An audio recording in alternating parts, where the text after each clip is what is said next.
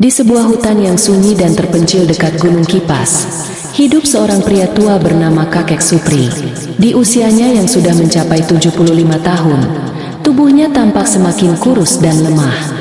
Rambutnya yang dulu hitam legam kini memutih semua, seakan mencerminkan tahun-tahun yang telah dilalui tanpa banyak orang tahu. Pondok kayu kecil yang menjadi tempat tinggalnya hanya disinari oleh cahaya matahari yang menyelinap di antara dedaunan pepohonan tinggi. Kesunyian menjadi teman setia Kakek Supri, begitu setia, hingga hanya suara angin yang bergesekan dengan pepohonan yang menemani hari-harinya. Dulu, Kakek Supri adalah seorang petualang. Dia pernah mengarungi sungai-sungai besar, mendaki gunung-gunung tertinggi, dan menjelajahi belantara yang tak tersentuh. Namun, semua itu kini hanya kenangan yang tertanam dalam pikirannya, seperti potongan film usang yang berputar di kepala. Petualangannya yang dulu penuh semangat kini menjadi bayang-bayang masa lalu yang ditinggalkannya. Entah karena usia yang memaksa, atau karena luka hati yang tak sembuh, tak ada yang tahu pasti alasan dia memilih hidup terisolasi di hutan. Setiap malam, Kakek Supri duduk di depan perapian, memandang api yang membara seolah sedang berbicara dengan masa lalu yang tak bisa dia ubah. Seringkali, air matanya menetes tanpa sadar, membasahi pipinya yang keriput. Hutan ini adalah tempat di mana dia bersembunyi, bukan hanya dari dunia, tapi juga dari rasa kehilangan yang begitu dalam. Istrinya telah lama meninggal, dan anak-anaknya yang pernah dia kasihi dengan sepenuh hati tak lagi menghubunginya. Kepergian mereka meninggalkan luka yang tak pernah benar-benar sembuh. Suatu sore, ketika kabut tebal mulai merambat dari kaki Gunung Kipas, Kakek Supri mendengar sesuatu yang tak biasa. Suara langkah kaki yang gemetar dan terengah-engah di antara ranting yang patah. Hatinya yang terbiasa dengan kesunyian menjadi waspada. Di balik tirai kabut, seorang wanita muda muncul. Wajahnya pucat, matanya panik. Dia tersesat. Wanita itu bernama Gandis. Napasnya tersengal-sengal ketika dia berdiri di depan pintu pondok kecil Kakek Supri, memohon bantuan. Dalam kabut yang tebal, Gandis kehilangan arah saat mendaki gunung, dan tanpa sadar, dia terseret jauh ke dalam hutan yang tak dia kenal. Cahaya samar dari pondok Kakek Supri adalah satu-satunya petunjuk yang dia temukan di tengah kegelapan yang mencekam. Aku tersesat. Suara Gandis bergetar, hampir tak terdengar di tengah suara angin yang melolong di antara pepohonan. Mata Kakek Supri yang suram menatapnya dengan tatapan penuh kehati-hatian. Sudah bertahun-tahun sejak terakhir kali dia melihat wajah asing, apalagi seorang pendaki muda seperti Gandis. Dalam diam, Kakek Supri membuka pintu pondoknya, memberi isyarat agar Gandis masuk. Di dalam pondok itu, dua jiwa yang sama-sama terasing mulai berbicara. Kakek Supri, dengan caranya yang lambat dan penuh kehati-hatian, menawarkan Gandis secangkir teh hangat. Dalam percakapan yang awalnya canggung, keduanya mulai mengungkapkan beban yang mereka bawa dalam hidup.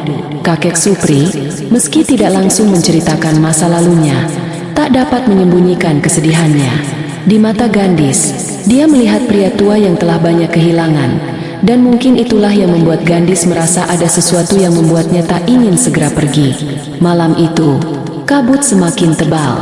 Gandis, yang awalnya hanya berniat singgah sebentar untuk beristirahat, akhirnya memutuskan untuk tinggal lebih lama. Suara hutan yang sepi dan kehangatan perapian di pondok Kakek Supri memberikan rasa aman yang tak pernah dia rasakan sebelumnya.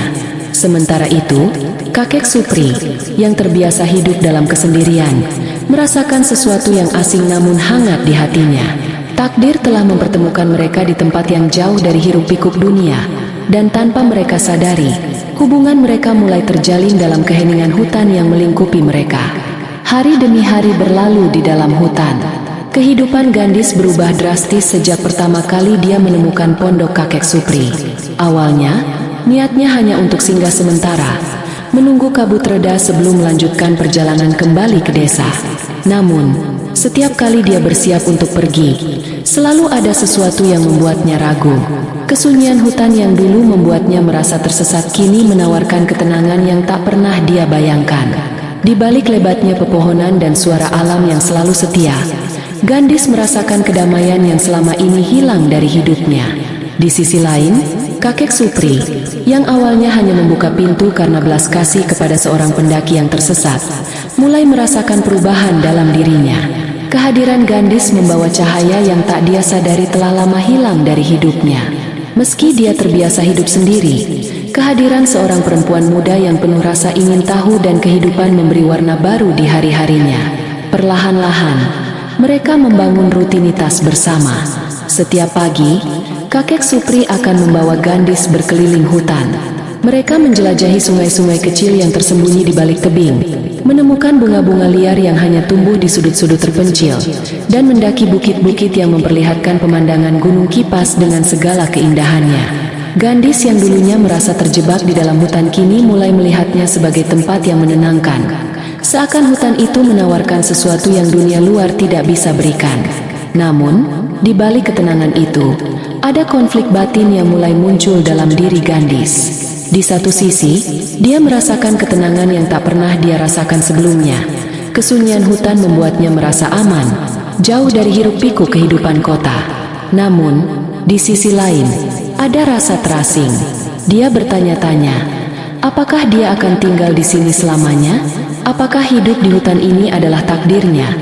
Atau hanya sebuah pelarian dari kenyataan yang belum ingin dia hadapi? Selama berminggu-minggu, Gandis mencoba menjawab pertanyaan-pertanyaan itu. Sementara itu, hubungan antara dia dan kakek Supri tumbuh semakin erat. Mereka bukan hanya dua orang yang hidup bersama di hutan. Mereka mulai saling bergantung.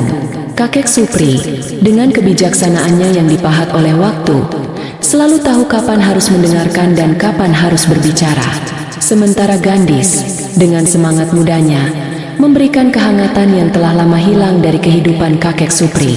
Suatu malam, setelah seharian menjelajahi lembah-lembah di sekitar Gunung Kipas, mereka duduk di depan perapian.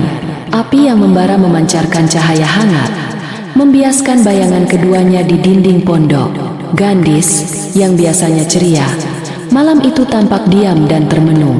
Matanya tertuju pada api, namun pikirannya melayang jauh. "Apa yang kau pikirkan?" tanya kakek Supri. Suaranya pelan namun penuh perhatian.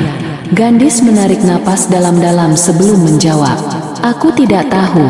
Ada bagian dari diriku yang merasa aku harus pergi. Tapi di sini, aku merasa damai. Lebih damai dari yang pernah kurasakan sebelumnya." Kakek Supri diam sejenak, memandangi wajah Gandis yang tampak lelah, namun indah dalam kedamaian. "Hutan ini bisa memberi ketenangan, tapi juga bisa membuatmu terperangkap," jawabnya bijak.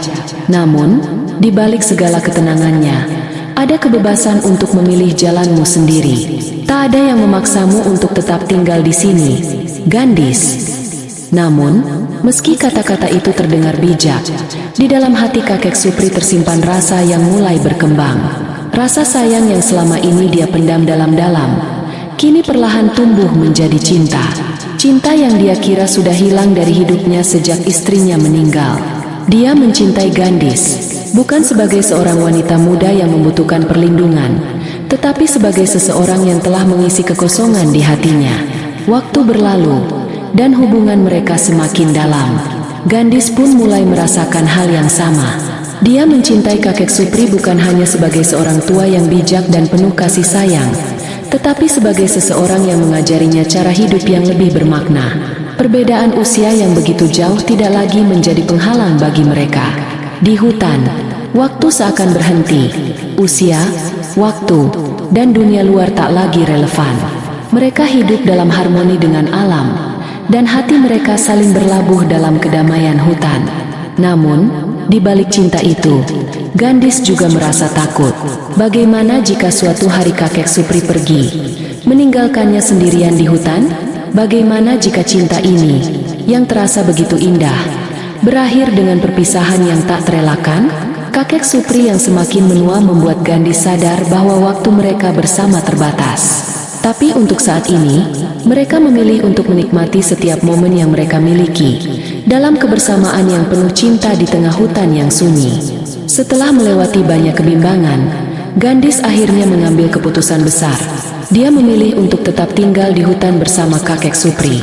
Mereka membangun kehidupan yang damai di dalam hutan, jauh dari kebisingan dunia luar. Cinta yang awalnya tumbuh perlahan di antara mereka kini semakin kuat. Meskipun perbedaan usia mereka mencolok, rasa kasih sayang dan pemahaman yang mereka miliki satu sama lain menjadikan hubungan mereka begitu kokoh.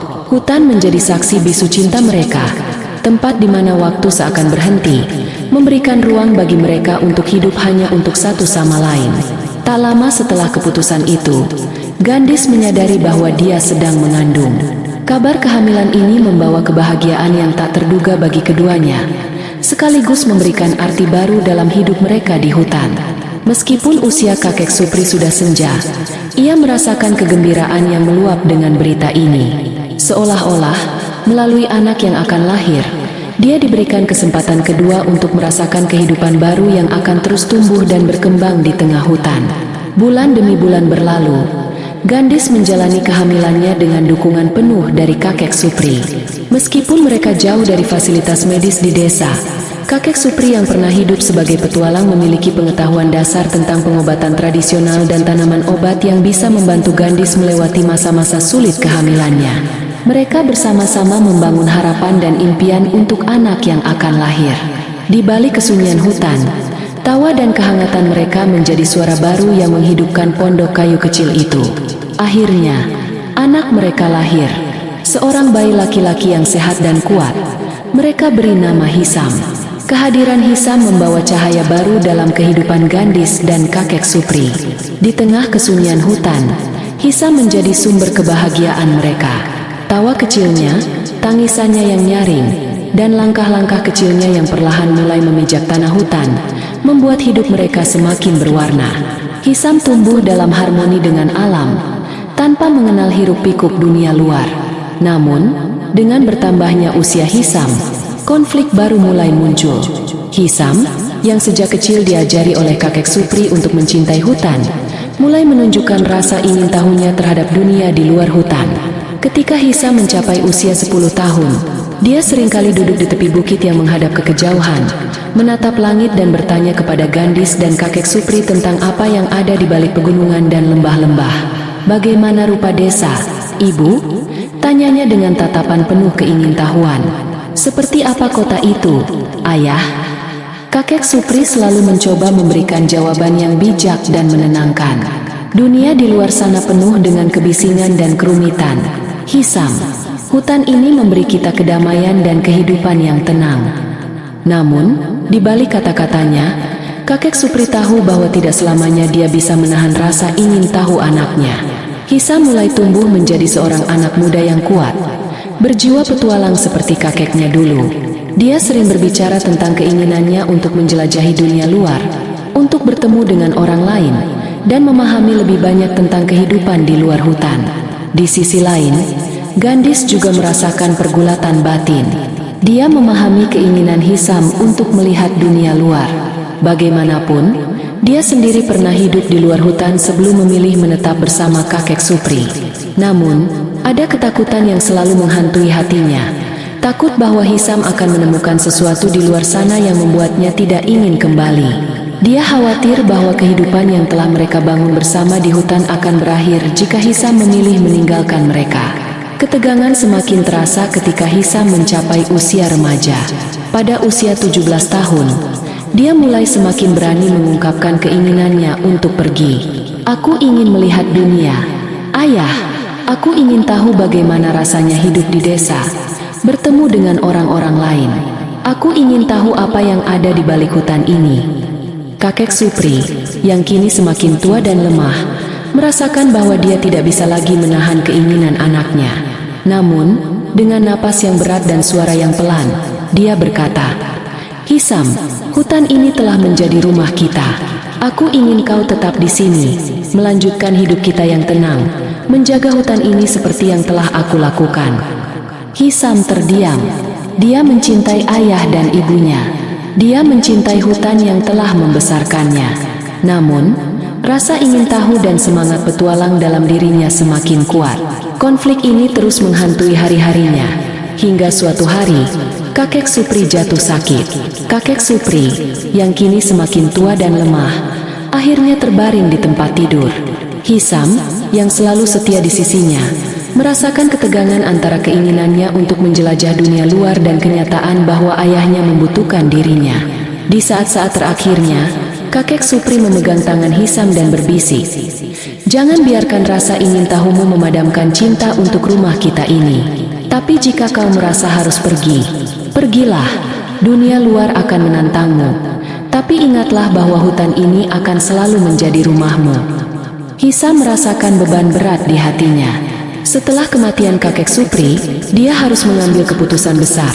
Apakah dia akan melanjutkan kehidupan yang damai di hutan bersama ibunya, ataukah dia akan mengikuti panggilan hatinya untuk menjelajahi dunia luar? Konflik batin ini tak hanya meresahkan Hisam, tetapi juga Gandis yang kini harus menghadapi ketakutan terbesarnya, kemungkinan kehilangan anak satu-satunya. Hutan yang dulu terasa begitu damai kini dipenuhi dengan pertanyaan dan kebimbangan tentang masa depan keluarga kecil ini. Hisam melangkah meninggalkan hutan yang telah menjadi rumahnya sepanjang hidup. Di punggungnya, ia membawa tas berisi perbekalan sederhana, dan di hatinya tersimpan impian besar tentang dunia luar yang telah lama ia bayangkan. Selama perjalanan, Hisam merasakan kebebasan yang belum pernah ia alami sebelumnya. Setiap langkah menjauhkan dirinya dari hutan dan semakin dekat dengan desa yang hanya dia dengar dalam cerita-cerita ibunya. Saat mencapai desa pertama, Hisam disambut oleh pemandangan yang penuh warna dan kehidupan. Jalan-jalan yang ramai, suara-suara orang berbicara, tawa anak-anak bermain, dan aroma makanan dari warung-warung membuat Hisam terpesona. Semua ini terasa begitu baru dan asing baginya. Dia bertemu dengan orang-orang yang ramah, mendengar cerita-cerita mereka tentang kehidupan di desa, dan bahkan bekerja sementara untuk mendapatkan uang di salah satu pasar lokal. Hisam mulai merasakan bahwa dunia luar memiliki daya tariknya sendiri, kesibukan yang penuh kehidupan, tantangan yang tak terduga, dan kesempatan untuk bertemu dengan banyak orang baru. Namun, semakin lama Hisam berada di desa dan kota, semakin terasa ada sesuatu yang hilang. Awalnya, dia menikmati setiap momen di sana, bertemu dengan teman-teman baru, bekerja, dan mengalami hal-hal yang belum pernah dia lakukan. Namun, di tengah kesibukan desa, ada ruang kosong yang tak terisi di dalam hatinya. Ketika malam tiba dan semua orang pulang ke rumah masing-masing, Hisam merasa kesepian. Meskipun ada banyak orang di sekitarnya, tidak ada yang benar-benar mengenalnya seperti ayah dan ibunya.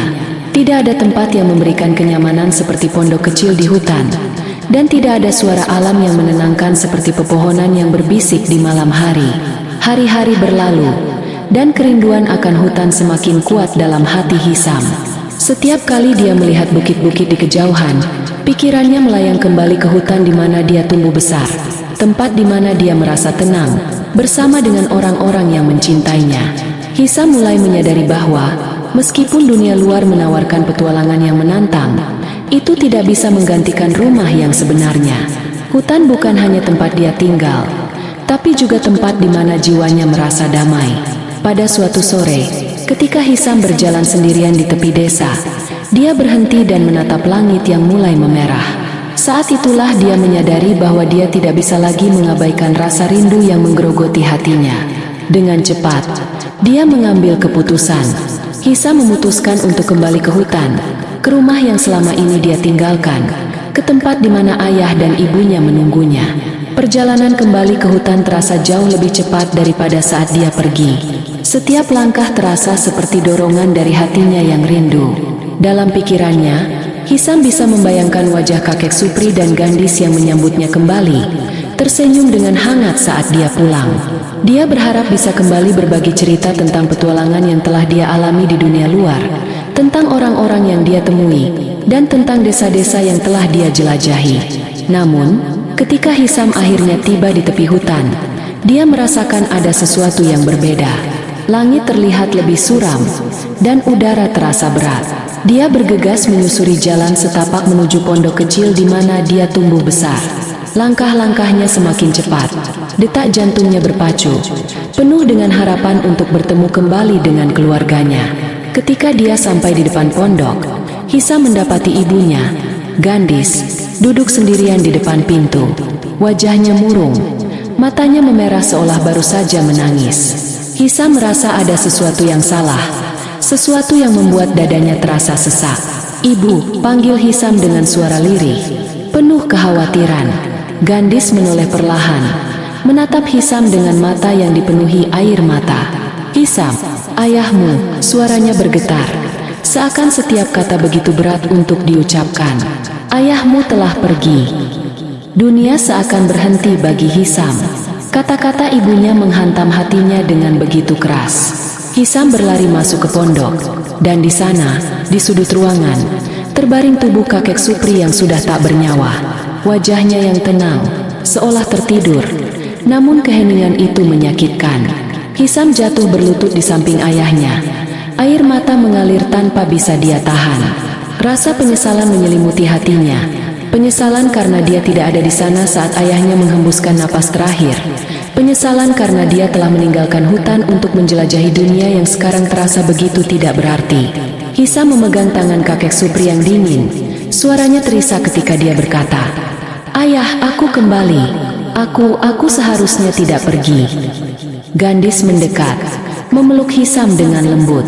"Ayahmu tahu kau akan kembali, Nak. Dia selalu percaya bahwa kau akan menemukan jalan pulang."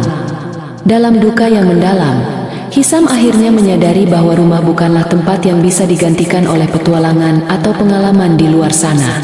Hutan ini, pondok kecil mereka, dan keluarganya adalah rumah sejati yang tidak bisa ditinggalkan. Dia memilih untuk kembali, tapi sayangnya, dia terlambat untuk berbagi cerita dengan ayahnya. Beberapa hari kemudian, Hisam dan Gandis menguburkan kakek Supri di tempat yang tenang di hutan, di bawah pohon besar yang sering mereka datangi bersama. Hisam berdiri di samping makam ayahnya, merasakan angin yang sejuk meniup wajahnya. Di sana, di tengah-tengah hutan yang sepi, dia bersumpah untuk menjaga hutan seperti yang selalu diinginkan ayahnya. Dia akan melanjutkan hidupnya di tempat ini, tempat di mana cinta, kenangan, dan akar keluarganya berada. Meskipun kakek Supri telah pergi, Hisam kini menyadari bahwa warisan ayahnya hidup dalam setiap pohon, setiap aliran sungai, dan setiap hembusan angin di hutan ini. Dan dalam keheningan hutan, Hisam menemukan kedamaian yang dia cari, kedamaian yang hanya bisa ditemukan di rumahnya, di hati hutan yang telah membesarkannya. Setelah kematian kakek Supri, duka mendalam menyelimuti Hisam dan Gandis. Kepergian kakek Supri meninggalkan kekosongan yang tak mudah diisi. Namun di tengah duka itu, Hisam mulai merenungi perjalanan hidupnya.